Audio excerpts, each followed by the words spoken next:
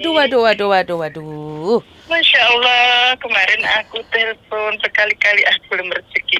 Iya, syukur alhamdulillah hari ini bisa Warasi. ngangkat teleponnya. Ada yang bisa dibantu. Alhamdulillah. Masya Allah, orang baik se-unit. Semoga Allah selalu menjaga ya. Amin, amin. Saya Iya, mau sayang. tanya, aku kan nggak bisa bahasa sini. Mm. Misalkan nanti aku finish kontrak, aku minta tolong carikan majikan yang bisa, yang mau nerima aku, bisa nggak ya? Sebenarnya bahasa bukan masalah besar sih, Mbak. Selagi sampean sregep, tekun itu kayaknya nggak ada masalah sih. Setahu saya banyak anak-anak saya yang nggak bisa bahasa, nyatanya majikan bisa menerima kamu apa adanya. Yang penting yaitu kamu kerjanya baik dan mau belajar, itu aja. Insya Allah, insya Allah. Mungkin faktor U juga ya.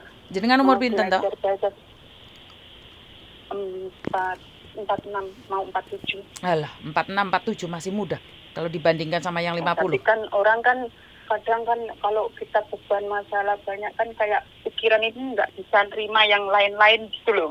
Loh, Ya itu sih. berarti yang harus berubah sampean. Iya, iya Ayo, memang betul. sampean harus Enggak, berubah. misalkan cari bisa nggak nyarikan majikan yang mau nerima bahasa Inggris sama sedikit Mandarin lah. Sebenarnya bukan mau nerima bahasanya, Mbak. Yang penting sampean sregep. Saya itu banyak majikan, jadi nggak usah khawatir. Insya Allah. Dan sampean rimo, Insya Allah. sampean gak njuk gaji sing 6.000, 7.000, 5.000, 500 ngono ki yo angel, bahasa kurang cek ngengkelan Lek yo masalah angel. masalah gaji sih kayak rezeki-rezekinan sih, Jen. Betul, nggih, nggih, Nek nggih. gajiku. Nggih, nggih, nggih. Karena aku di sini pun ini mau 4 tahun kan, nanti bulan 7 kan finish 4 tahun. Hmm. Sebenarnya majikan baik, sebab ya kita pun mengawali dengan baik, tentu orang akan lambat laun akan baik juga. Betul, kan? betul, betul, betul. Kan prinsip saya begitu. Nggih. Kalau prinsip saya begitu. Mau sekeras apapun kita merendah, lama-lama insya Allah ya ibaratnya harimau lah. Nggih. Kalau kita harimau kita train sebagai teman, apa lama-lama kan dia akan mengerti bahasa hati kita juga. Oh, masuk iya. Lanjut. Nah, kan aku kan ini majikan kan di sini aku tenang lah. Intinya aku di sini tenang. Karena apa? Bisa sholat, bisa ngaji, boleh berjilbab juga, dan nggak ada laki-laki gitu kan. Kan apa aku kan cuma perempuan, yang laki kan sudah meninggal. Terus aku intinya fokus jaga ini anak. Terus yang besar kan nggak di sini, kuliah di luar kan. Nah, terus maminya kan kerja seminggu sekali pulang. Kadang nggak tentu lah pulangnya. Jadi tanggung jawabku besar juga. Apalagi kan jadi tahu juga kan anak sini kayak gitu ya. Gen terus sampai pusing mau ngajarinnya gimana gitu. Sampai ibaratnya di rumah itu kayak orang budek, kayak orang bisu. Nggak pernah ngomong, nggak pernah apa. Ya mau ngomong sama siapa? Sama anak yang dijaga, dia pun sibuk dengan dirinya. Kita pun cuma ngomong sama tembok aja kan. Nah, terus aku kan 2 tahun yang kontrak pertama kan aku sudah bertahan karena ya dekat aku dari rumah kan memang bismillah cari rezeki untuk anak kuliah, anak sekolah kan. 2 tahun itu kayak aku penyiksaan kan, tapi aku tahan. Karena apa? Mijet itu 3 hari sekali atau seminggu sekali itu 5 jam sampai 6 jam. Dan mijetnya itu bukan sembarang mijet deh. Mijetnya itu apa ya? Dia minta lemaknya luntur gitu. Jadi Masya Allah, sampai aku insiden kan jempol tanganku ini kan bengkok tulang. Terus aku diem aja, tapi waktu parah aku ngomong, aku tunjukin kan bengkok banget.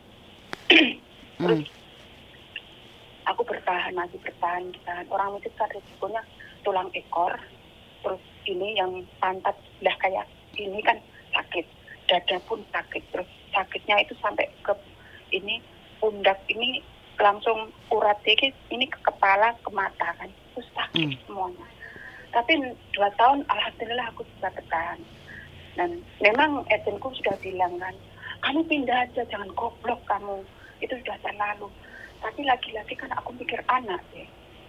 Hmm. kuliahnya anakku gimana. Hmm. Apalagi kuliah di kesehatan itu kan tinggi sekali Hmm. biayanya.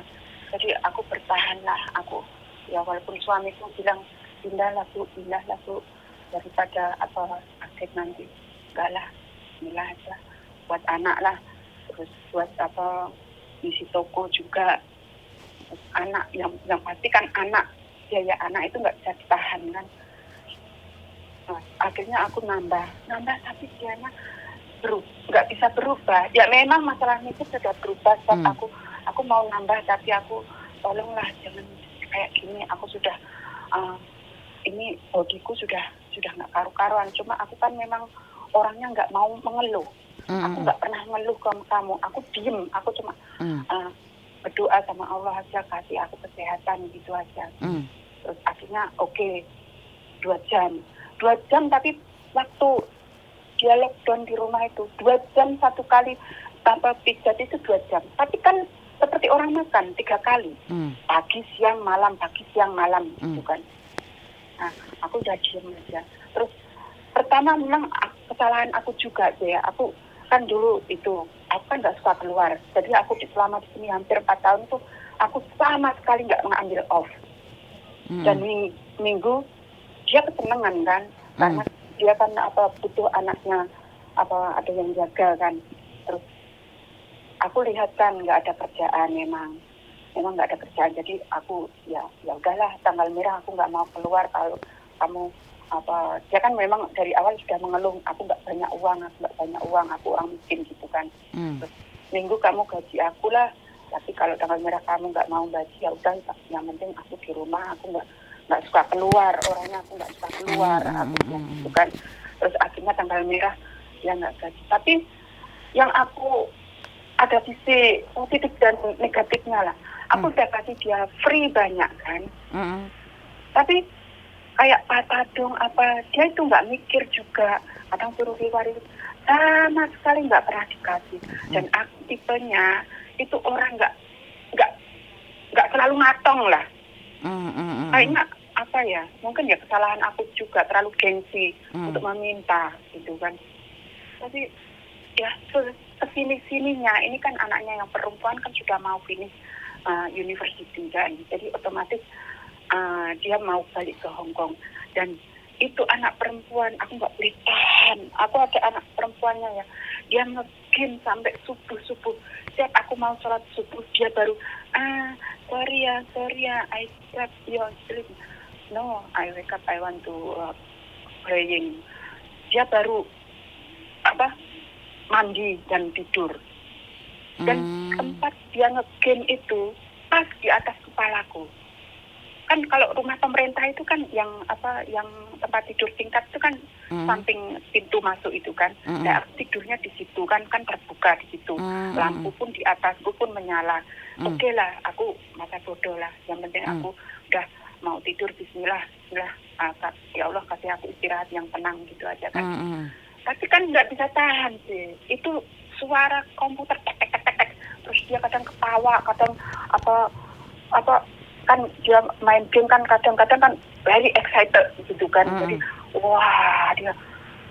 Jadi aku ya udahlah, biarinlah. Memang anak-anak mau dikata apain, kita pun punya anak jadi mikir juga gitu kan. Cuma kan lain, anak Indonesia kan nggak selalu game gitu. Betul. Nah, aku pun memaklumi juga. Cuma yang aku cara mendidik anak yang kecil ini, kadang aku memang terus terang bilang sama maminya kan, kamu terima aku didik anakmu begini, ya monggo. Tapi kalau nggak terima, aku mundur. Aku bilang gitu kan. Sebab terus terang, kamu salah pertama mendidik anak kecil itu tanpa pengawasan kamu percayakan ke orang lain, kamu biarkan game sampai dia lupa waktu belajar itu kapan, waktu makan itu kapan. Anak gini sudah kelas 2 SMP, dia makan itu 1,5 jam sampai 2 jam. Sekarang aku yang terus push suruh ngajarin anaknya, suruh merubah tabiat dia. Sudah nggak bisa, susah. Aku berat datang. Kan ini ke ngcong lah, pugay. pokoknya aku udah nggak bisa. Enggak, kamu pokoknya bisa, kamu bisa, aku tahu bisa. Anakmu, buktinya anakmu pinter-pinter. Ya kan lain, anak Indonesia sama anak sini. Kan dia sering kalau aku video kalau anakku kan dia nimbrung gitu kan. Wah, anakmu pinter ya, anakmu pinter ya. Kan terus aku kan dulu pernah jaga 3 anak di Singapura, nggak kayak gini sih. Betul, lain. Kalau anak Singapura dulu ya, aku jaga pengalaman jaga anak di Singapura ya. Pokoknya dia sudah aku kasih timetable jam segini makan apa-apa sudah tahu dia. Nanti nggak waktunya belajar nggak usah manggil, dia sudah auntie, well, I go upstairs, I want to do my work. Okay. Nanti kalau dia sudah tepat waktu, dia benar, dia ngerjakan apa itu pekerjaannya dia benar, aku kasih star itu. Nanti ngumpul 10 star aku kasih hadiah. Akan bilang gitu. Tapi anak ini nggak bisa, sudah salah dari awalnya. Sebentar. Oke. Sekali lagi, satu-satu negara itu beda peraturan, satu-satu majikan itu beda, dan satu-satu anak itu beda. Jadi kita nggak bisa bandingkan. Anak saya sendiri juga pemain game, dimana belajar ia main game juga gila walaupun dia sudah bekerja. Sebenarnya kalau masalah seseorang itu kita tidak bisa membahasnya lah. Yang penting diri kita. Benar nggak? Jadi kalau kita terlalu jauh masuk di kehidupan majikan, sekali lagi seperti yang kamu bilang, ya udah kamu nggak bisa bahasa dan kamu mengajari majikan, otomatis majikan berpikir bagi sopo, benar nggak? Jadi kalau iya, jadi kadang-kadang majikan juga mikir gitu loh, di luar sana banyak orang dengan gaji yang sama, oke aja selagi digaji, tidak dipukul dan menaati peraturan kan nggak ada masalah gitu loh. Jadi kalau masalah anak itu jadi kalau masalah anak main game atau seperti apa, kesalahan dia adalah saat kamu tidur, dia tidak tidur dan guyone kebablas kan juga mengganggu. Itu yang nggak benar menurut saya. Tapi masalah pendidikan anak atau apa itu bukan level kita. Itu udah jauh itu. Udah aku sadar itu. Bukan porsi kita untuk membahas lagi tentang pendidikan anak. Karena kita sebagai pekerja, kita itu tidak punya hak atas kehidupan mereka. Kita hanya menjalankan tugas kita. Benar nggak? Anaknya majikan jadi apapun itu hak mereka. Jangankan sampean. Uang anak saya sendiri aja jadi apapun saya tidak berhak atas hidupnya. Karena saat dia karena saat dia menikah kita itu bukan hak kita. Jadi intinya sampean mau cari majikan tak tunggu wes.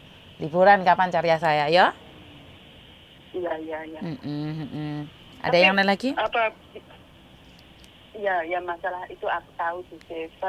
Cuma aku ya kalau itu jangan terlalu nemen-nemen lah, ngepus aku terlalu nemen.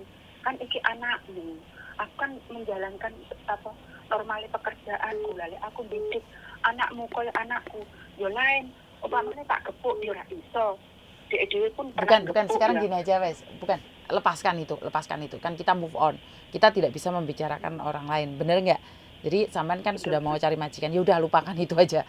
Jadi kedepannya cari Soalnya gini Mbak, kalau kita membicarakan tentang masa lalu di mana itu adalah hak mereka, kita salah dalam hal ini.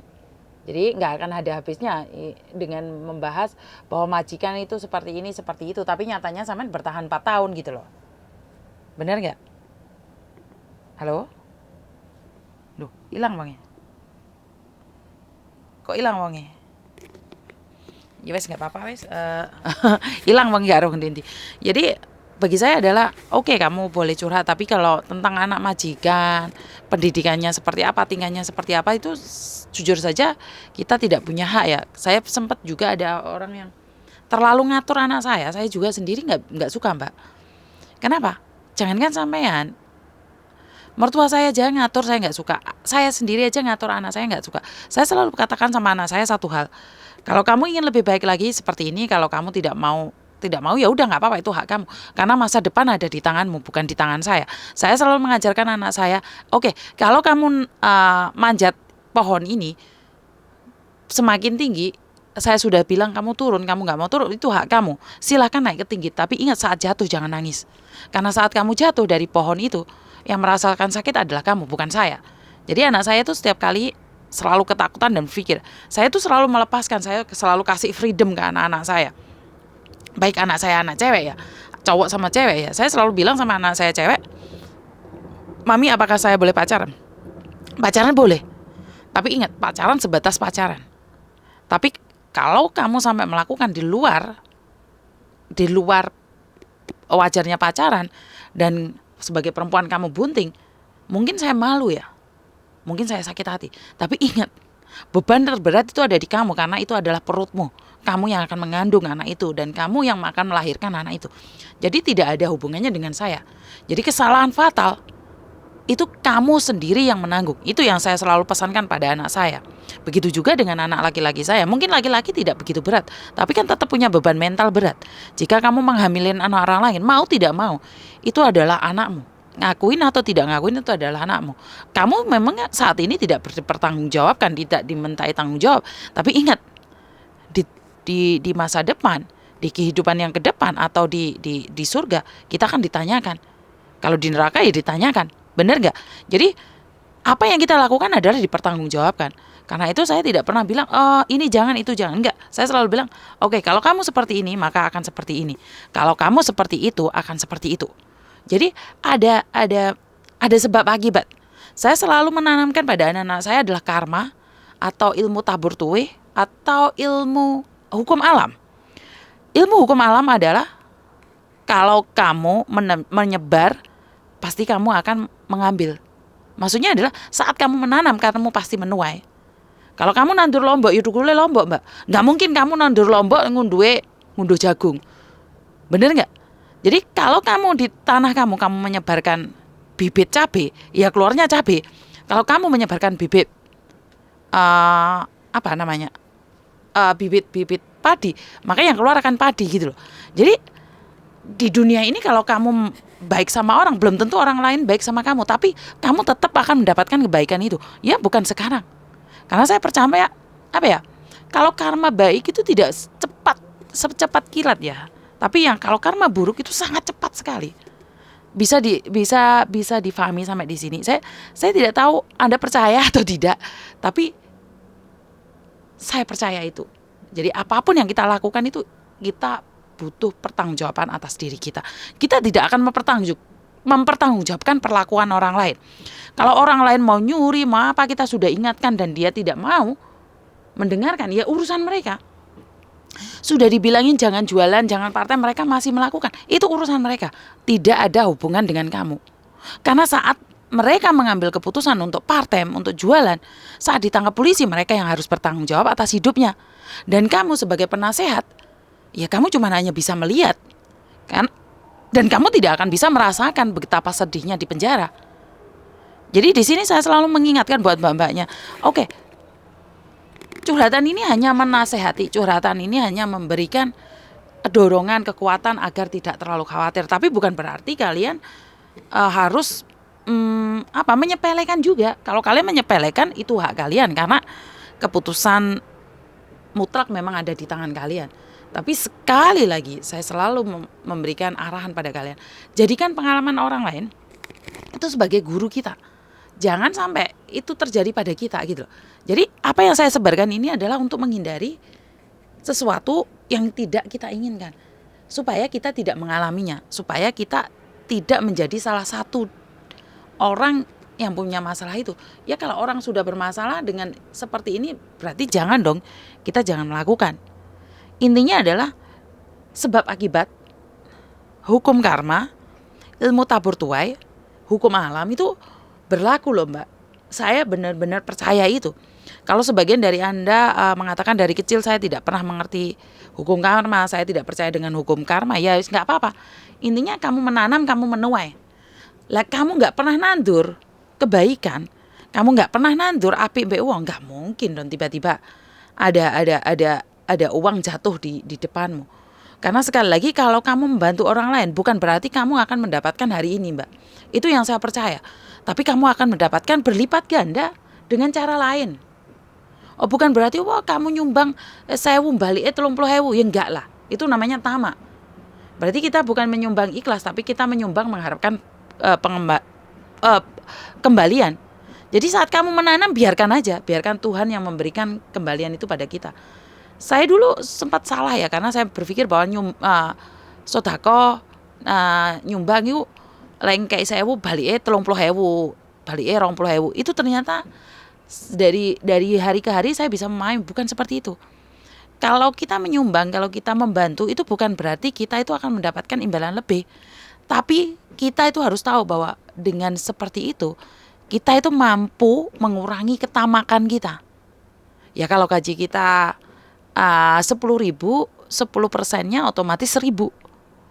Jadi kita akan mengurangi, wah emang dong dikene wong gaji 10.000 kok dikene wong 1.000. Lah malah 9.000 gajiku. Tapi itu adalah ciri-ciri orang yang tidak tamak, di mana dia mau berbagi dengan orang lain. Itu yang saya rasakan ya, tapi ini menurut pendapat saya. Sekali lagi ini menurut pendapat saya. Terus gimana dengan pendapat teman-teman yang di luar sana?